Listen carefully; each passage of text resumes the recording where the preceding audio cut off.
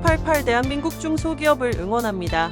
안녕하세요. 중소기업 연구소에 오신 여러분을 환영합니다. 오늘의 주제를 소개해드리겠습니다. 2024년부터 가업에 대한 사전 증여세 부담이 감소합니다. 23년 12월 21일 국회 본회의 통과. 과연 어떤 내용일까요? 정우일 소장님을 모셔서 자세한 내용을 알아보도록 하겠습니다. 9988 대한민국 중소기업을 응원합니다. 안녕하세요. 릴스기업연구소 정우일 소장입니다. 자, 이번 주 CEO 리포트는 2024년을 맞이해서 우리 중소기업 대표님들이 알아두셨으면 아주 좋은 내용으로 준비를 했습니다. 자, 뭔지 잠시 후에 알아보도록 하겠습니다. 잠시 후에 시작하겠습니다.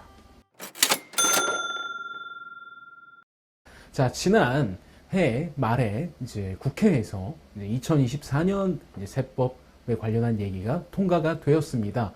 그 중에 좀 의미 있게 봐야 될 내용들이 있는데요. 뭐 혼인공제나 이런 것들도 있습니다만, 우리 중소기업 대표님들이라면 아무래도 관심을 가질 수밖에 없는 게 이제 가업 승계 관련한 지원 제도일 것입니다. 그래서 그 지원 제도가 어떻게 변경되었는지 한번 보겠습니다.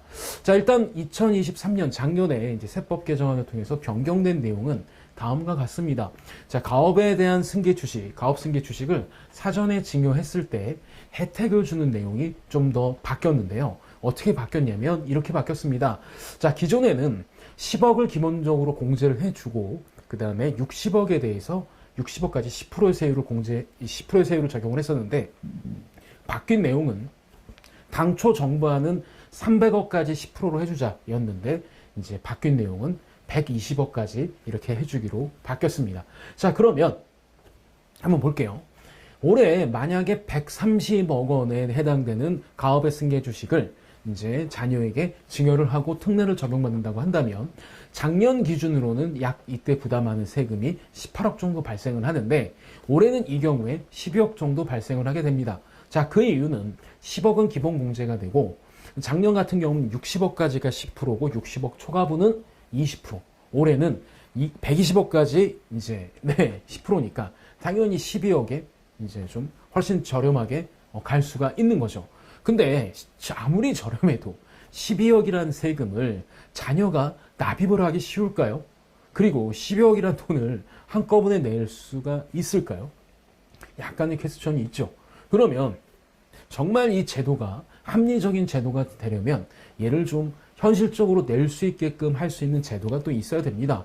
물론 사전에 증여를 많이 받았거나 아니면 이 자녀가 뭐 일찌감치 좀 돈을 많이 모아놔서 뭐 그렇다라고 한다면 될 수 있겠습니다만 사실 그러기 쉽지 않죠. 그래서 우리나라 세법에서는 연부연납이라는 제도가 있습니다.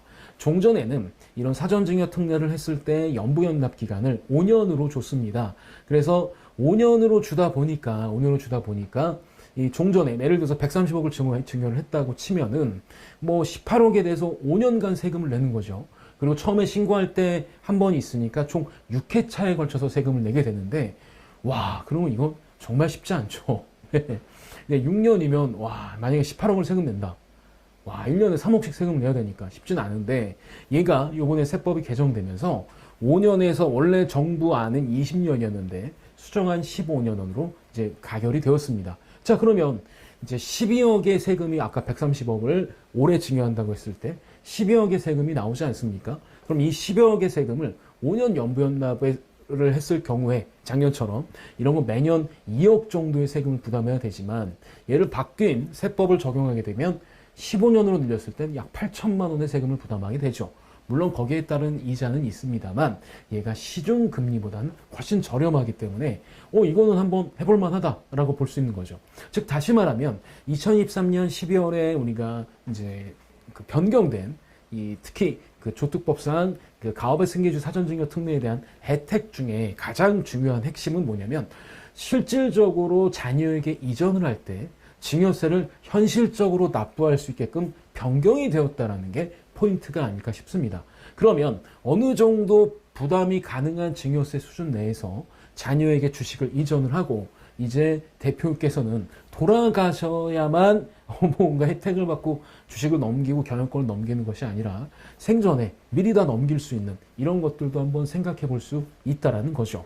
그래서 저는 2024년을 맞이해서 우리 대표님들께서 이제 좀 심각하게 생각해 봐야 될 것이 나는 언제까지 일을 할 것이고 그 다음에 내 회사는 누가 물려받았으면 좋을 것이냐. 근데 물려받는다는 게 조건이 단순히 대표이사직을 뭐 넘기거나 이런 것뿐만이 아니라 대주주의 지위까지도 같이 넘어가야 우리 대표님들은 완벽한 은퇴가 되겠죠. 예, 그렇다고 한다면 어떤 방식이 좋을지 이젠 진중하게 그리고 법 개정이 돼서 현실적으로 이런 옵션도 가업의 생기주 사전증여 특례라는 옵션도 쓸 수 있는 상황이기 때문에 이제 좀 현실적으로 고민을 해보시는 게 좋지 않을까 합니다. 자, 그리고 2024년부터 바뀌는 것들 한번 요약을 해보겠습니다. 아까 앞서서 얘기했지만 혼인의 출산에 따른 증여재산 공제가 신설이 되었습니다. 당초 정부안은 혼인에 대한 증여 공제밖에 없었는데 수정안이 생기면서 출산에 따른 공제도 신설이 됐죠. 그러니까 직계 존속 간의 증여를 할 수 있고요. 그 다음에 혼인이나 또는 출산의 사유로 최대 1억 원까지 공제를 해줍니다. 즉 다시 말하면 1억 원까지 증여를 해줘도 이 혼인 출산 공제가 있기 때문에 세금은 내지 않는다. 그리고 얘는 뭐 이렇게 될 수 있어요. 어떻게 될 수 있냐면 한 번에 1억이 아니라 1억에 계좌가 있다고 생각하시는 게 더 편할 수 있어요. 그러면 혼인 때 5천 주고 그럼 5천의 증여재산 공제가 있죠. 아직 남아있죠. 그러면 출산 때 5천 주고 이런 개념을 쓰시면 되겠다. 각각이 아니라 합산해서 최대 1억 원까지 공제가 가능하고요. 그러면 언제가 되느냐? 2024년 1월 1일 이후에 증여하는 것도 되고요. 그럼 조건은 어떻게 되느냐? 혼인이나 이런 출산일이 2년이면 됩니다. 마이너스 2년, 그 다음 뭐 2년. 그러니까 전후, 혼인 같은 경우는 플러스 마이너스 2년. 그러니까 예를 들어서 신고도 우리가 좀 늦게 할 수 있잖아요. 그래서 플러스 마이너스 2년, 그 다음에 자녀는 출생일로부터 2년 이내. 네, 이렇게 할 수가 있죠. 그리고 출생이 아니더라도 입양을 하는 경우도 입양일도 입양을 하게 되면 역시 또 동일한 혜택이 주어진다고 볼 수가 있습니다. 대신에 이렇게 한 경우에 뭐 증여 추정이나 의제 같은 편법에 해당이 된다면 이건 제외가 된다라고 보시면 되겠죠. 그래서 아무래도 지금 절출산 시대에 아무래도 좀 이런 대책이 나온 것 같은데 잘 활용하시면 아무래도 자녀에게 효과적으로 좀 자산을 이전하는데 쓸 수 있는 아주 작은 카드가 되지 않을까 생각을 좀 해봅니다. 자, 그다음에 이제 중소기업을 경영하신 대표님들 같은 경우 특히 이제 지자체에 좀 신경을 쓰셔야 될 것 같습니다. 기회발전 특구 창업기업 세액 감면이 신설이 됐습니다. 그래서 이 경우는 기획발전 특권의 창업기업에 해당이 되고요. 혜택을 보시게 되면 소득 발생 과정일로부터 5년간 100%, 그 다음에 플러스 2년 동안 50% 법인세 감면의 혜택이 있습니다. 물론 전부 다 해주는 건 아니고요. 감면 한도가 있습니다. 그러니까 투자 누계액의 50%, 상시 근로자수 인당 1,500만 원, 그 다음에 청년이나 서비스가 2천만 원 증가분을 한도로 해서 거의 100% 세감면 5년 동안. 그리고 이후에 50% 세감면이 있는 건데 이게 어디에 있는 거냐? 아직 이제 구체적으로 나오진 않았습니다만 지역별로 기회발전 특구라는 게 이제 신설이 됩니다. 그러면은 뭐 예를 들어서 대전이라면 무슨, 그 다음에 뭐 어디라면 무슨, 뭐 이런 특군에 창업을 하게 되면 이런 혜택이 있으니까 이것도 한번 꼼꼼하게 체크를 해 보셔야겠죠. 특히 우리가 이제 이런 차원에서 접근해야 될 것 같아요. 제 방송을 보고 있는 대표님들이 창업하라는 얘기가 아닙니다.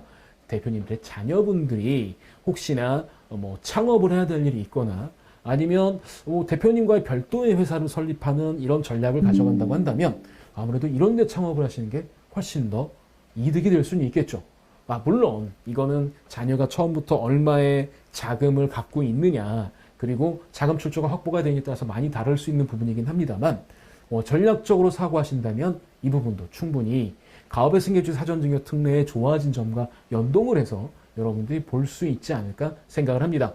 저희 웰스기업연구소에서는 항상 가업 승계 때문에 고민이신 우리 중소기업 대표들을 응원하고 지원하고 있습니다. 그래서 언제든지 연락만 주시면 저희가 성심성의껏 컨설팅을 진행해 드리도록 하겠습니다. 좋아요, 구독, 알림은 저희가 컨텐츠를 만드는데 많은 도움이 됩니다.